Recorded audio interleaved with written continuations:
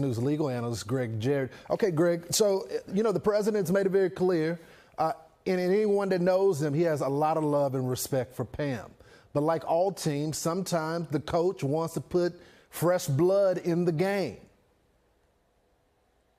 Yeah, Lawrence, I think you've put your finger on it, because this was not an ugly, acrimonious firing that typically happens in Washington, D.C. No, Trump had nothing but praise for Bondi, who did crack down on crime. She prosecuted violent offenders, gangs, cartels, even Antifa.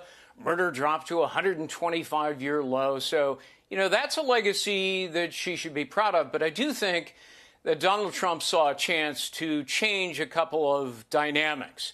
First of all, to turn the corner, obviously, on the whole Epstein ordeal, because right or wrong, Bondi was closely associated with the slow disclosures that were widely criticized. Second of all, Trump wants a more aggressive pursuit of cases against those who weaponize the law.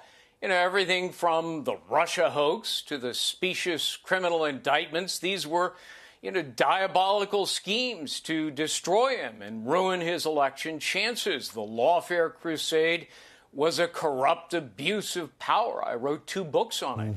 And so sometimes, as you point out, Lawrence, new leadership, fresh perspective is needed at the top. And I'm sure the president decided, you know what, let's move right now in advance of the midterm elections to avoid a confirmation fight if Democrats retake the U.S. Senate. So I wouldn't be surprised if there's more changes on the immediate horizon. So, Greg, let's take that step by step, because I do think some context is important. And I think the next attorney general, whoever is going to be, could heed some of this advice. First of all, the Department of Justice is not an Oppo research firm, meaning if you're not going to charge someone, we don't just release documents. That's injustice. And I think when you start to put documents out and no one goes to jail, you open yourself up to scrutiny.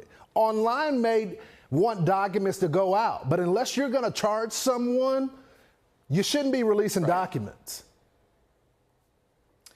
Yeah, this is an age-old lesson, Lawrence. Never make a promise that you can't keep. And that was, I think, the principal problem here.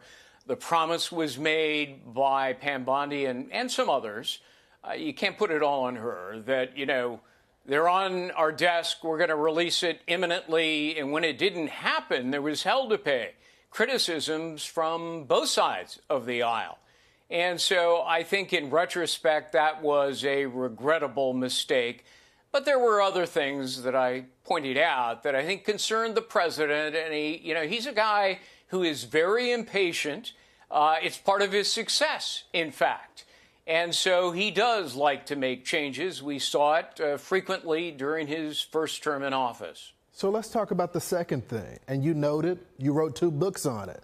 There were clear weaponizations of the government against not only the president, but I think some people forget this, other Americans as well. Pro-lifers were targeted. Praying grandmas were targeted. Overcharging took place in the Department of Justice.